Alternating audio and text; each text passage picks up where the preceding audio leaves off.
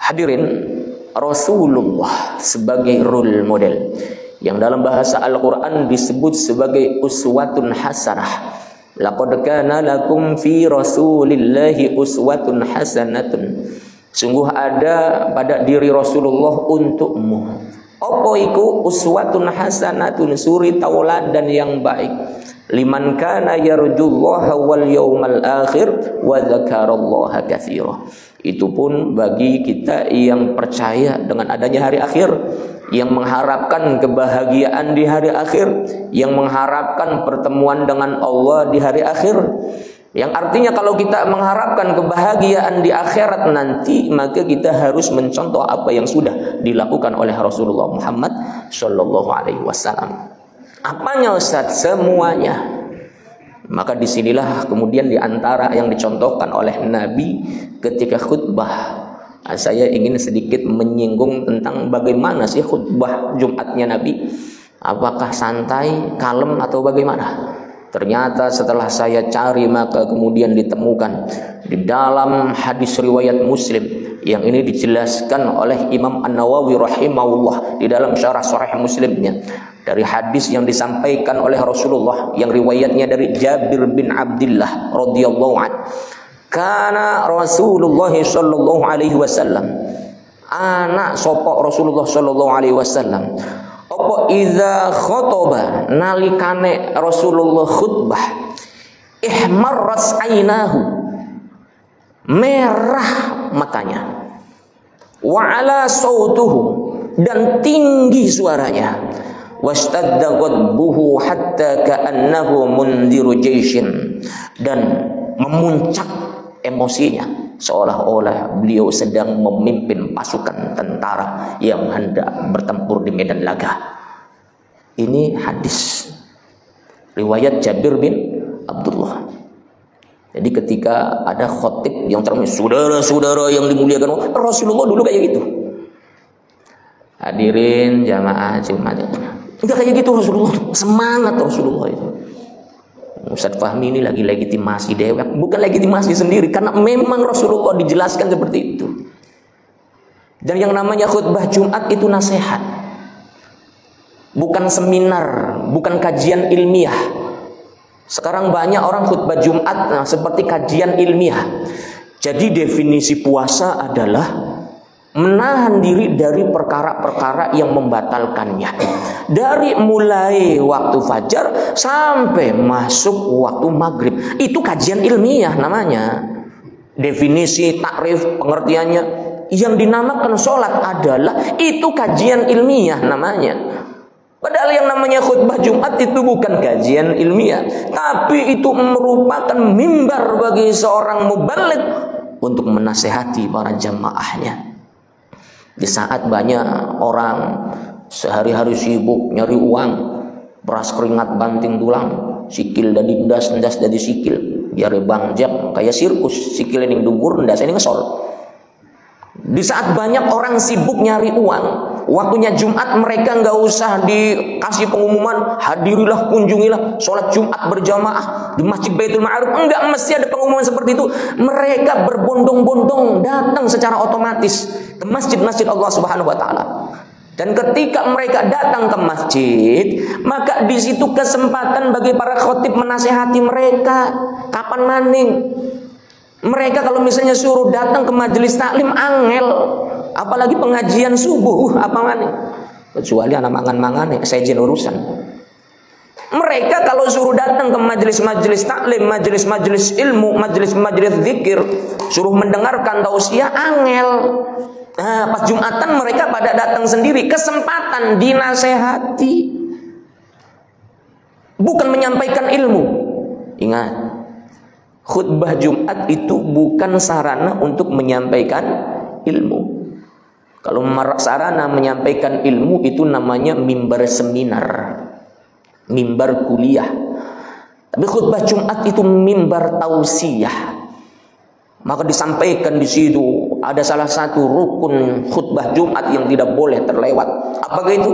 Wasiat takwa. Usikum wa nafsi bitaqwallah faqad fazal muttaqun. Aku wasiatkan kepada kalian semua untuk bertakwa kepada Allah. Sungguh beruntunglah orang-orang yang bertakwa kepadanya. Itu khutbah Jumat itu seperti itu. Adapun dikaitkan dengan masalah yang sedang terjadi, ramainya apa, aktualnya apa, memang harus seperti itu. Lagi ramai masalah kasus mega korupsi 271 triliun. Sampaikan masalahnya apa dan kemudian solusinya bagaimana. Sabar Ustaz solusinya. Jadi tausiahnya jagalah hati. Yang namanya sabar itu bukan diam terhadap kezaliman. Yang namanya sabar itu bukan hanya diam terhadap kemungkaran. Yang namanya sabar itu bukan hanya diam terhadap berbagai macam kejahatan, akan tetapi juga bergerak mencari solusi bersama atas berbagai macam permasalahan yang sedang dihadapi manusia. Itu sabar. Maka Rasul pun dulu ketika menyampaikan Al-Quran dari Allah, itu ada asbabnya.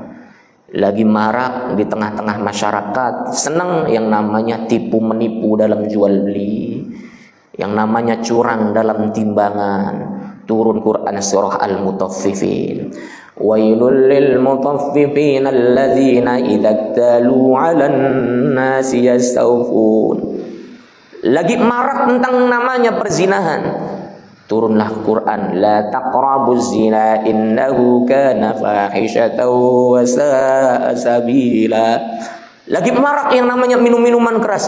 Innamal khamru wal maisiru wal ansabu wal azlamu rijzum min amali syaitan fajtanibuhu la'allakum tuflihun. Lagi marak masalah riba. Wa ahallallahu al-bai'a wa harrama ar-riba. Lagi marak kemunculan orang-orang munafik.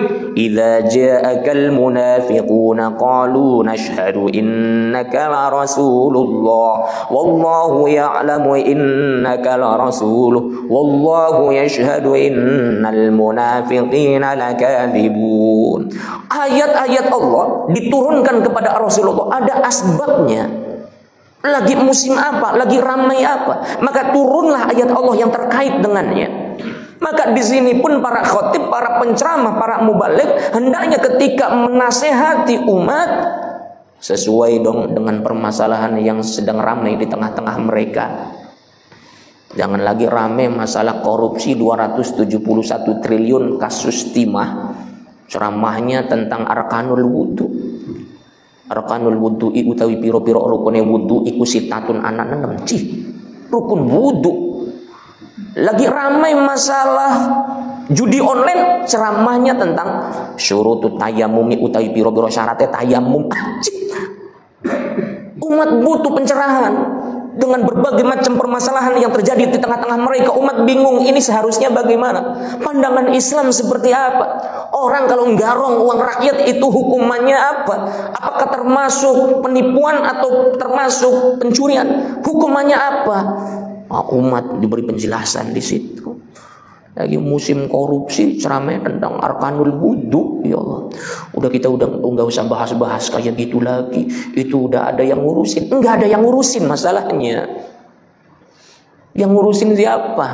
Koruptor dipakai 6,5 tahun hukumannya, ngurusi anak, ngurusi siapa? Maka di sini tugas seorang dai mencerahkan umat, seorang mubaligh mencerahkan umat. Kenapa Rasulullah pun dulu seperti itu?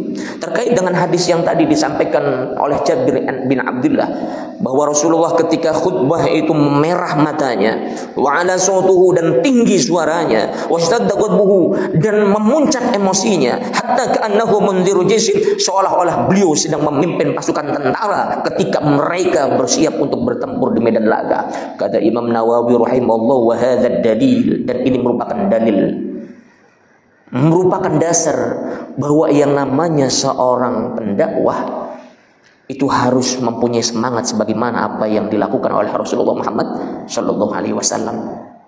Kalau misalnya sedang menyampaikan tentang basyiran wa nadhiran, intonasinya harus sesuai.